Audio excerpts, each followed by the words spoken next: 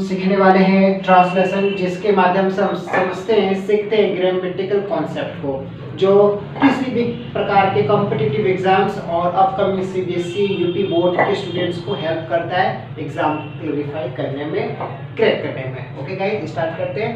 सुभाष चंद्र बोस भारत माँ के मान सपूत थे, तो कौन भारत माँ के मान सपूत थे? उत्तर मिला सुभाष चंद्र बोस। तो सब्जेक्ट क्या क्या है? सुभाष चंद्र बोस। तो SUBHASH, Subhash Chandra, CHANDRA, Subhash Chandra Bose, BOSE, Subhash Chandra Bose. Guys, हमें स्पेलिंग पे विशेष ध्यान रखना है। आगे था तो बोलेंगे मतलब थे, तो बोलेंगे वॉज। क्या? एक महान, एक को बोलेंगे अ, महान को बोलेंगे ग्रेट, ग्रेट। सपूत को बोलेंगे सन, अ ग्रेट सन। किसके? भारत माँ के। तो का के की को होता है guys of mother, mother means माँ, मदर क्या?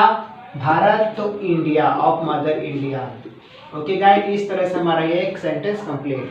तो Subhash Chandra Bose was a great son of mother India. तो गाइस, जब भी हमारे सामने ट्रांसलेशन होगा तो सबसे सब्जेक्ट पता करेंगे सबसे पहले। तो सब्जेक्ट के बाद हम हेल्पिंग वर्ब या मेन वर्ब लिखेंगे, उसके बाद जो हमें ऑब्जेक्ट गिवन होगा उसको हम पुट आउट कर देंगे, लिख देंगे। नेक्स्ट कहीं जाते हैं, उन्हें नेताजी के नाम से जाना जाता है। किनको नेताजी के नाम से जाना जाता है? उन्हें। तो गाइस प्रश्न बनाइए, कौन जानता है उन्हें? गिवन है, गिवन नहीं है, मतलब सब्जेक्ट गाइस इसमें नहीं है, पैसिव वॉइस में है। तो गाइस ताई डिपेंड हो रहा है, तो रूल हमें पता है, प्रेजेंट डेफिनेट जब पैसिव वॉइस होगा तो इज एम आर का प्रयोग करते हैं। तो उन्हें जाना जाता है, उन्हें को कहेंगे ही। उन्हें means guys he, passive voice में है तो ही के साथ इज का प्रयोग करेंगे गाइस। जब पैसिव वॉइस होता है तो वर्ब के थर्ड फॉर्म का प्रयोग करते हैं। तो जानना गाइस क्या करते हैं? जानना कहते हैं नो, तो नो का थर्ड फॉर्म नॉन। तो ही इज नॉन। के नाम से, के नाम से कहते हैं bye the name of, bye the name of, bye the name of.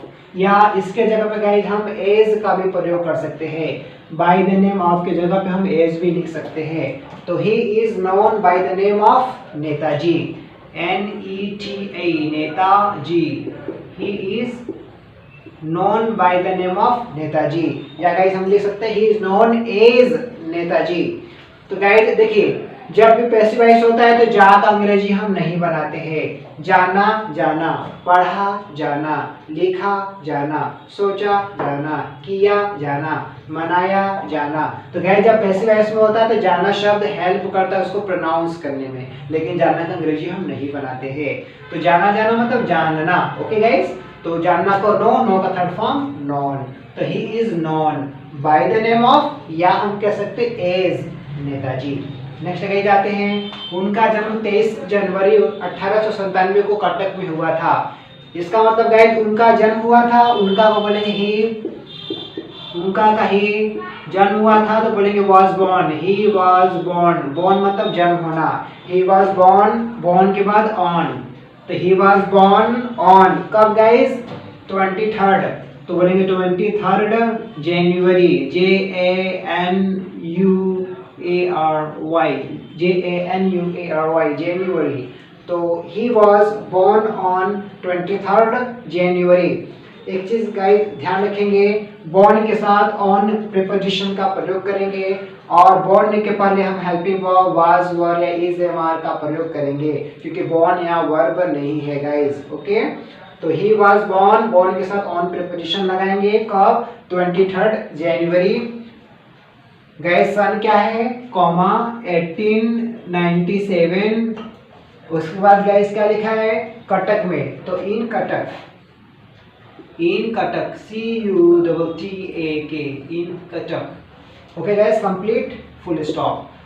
Next क्या कहते हैं गाइस, उनके पिता का नाम श्री जानकी नाथ बोस था। उनके पिता का नाम, तो कहेंगे हिज फादर्स नेम, हिज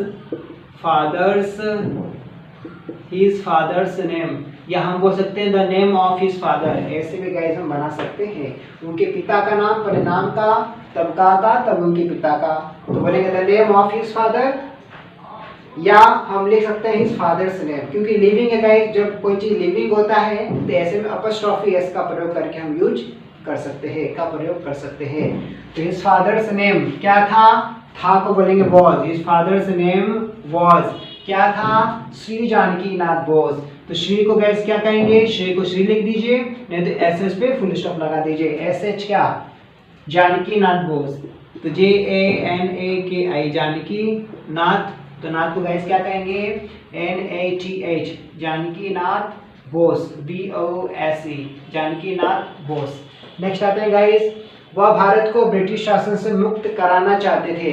तो वह चाहते थे, फिर इसका बनाएंगे ही वांटेड, तो वो चाहते थे ही वांटेड। था तिथि पेंड हो रहा है गाइस, वो आपका second form, want first form, second form क्या होगा वांटेड, ईडी जोड़ देंगे, सेकंड फॉर्म कन्वर्ट हो गया।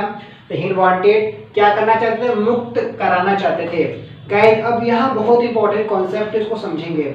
मुक्त करना, मुक्त कराना, हंसना हंसाना, पढ़ना पढ़वाना। इट मींस गाइस वह कराना चाहते थे, मतलब कि खुद ना करके किसी और से कराना चाहते थे, या गाइस उसको आजाद कराने में मदद करना चाहते थे।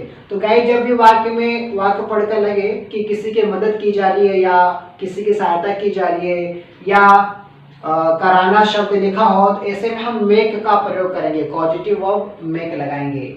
तो ही वांटेड टू मेक मतलब आजाद कराने में सहायता करना चाहते थे, ये गाइस सेंस निकलना है।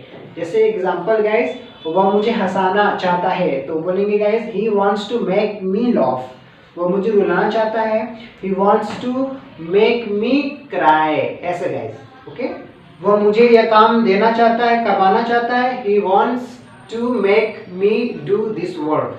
तो गाइस मेक का प्रयोग हम करते हैं जब कोई काम किसी से करवाना हो, जबरदस्ती करवाना हो या किसी की सहायता करना हो, तो ऐसे में मेक का प्रयोग हम करते हैं पॉजिटिव वर्ब की तरह। तो ही वांटेड टू मेक क्या, India, he wanted to make India क्या चीज, free, make India free. Okay guys, he wanted to make India free, कहां से, ब्रिटिश शासन से। तो बोलेंगे फ्रॉम मतलब से, ब्रिटिश शासन से, फ्रॉम ब्रिटिश रूल।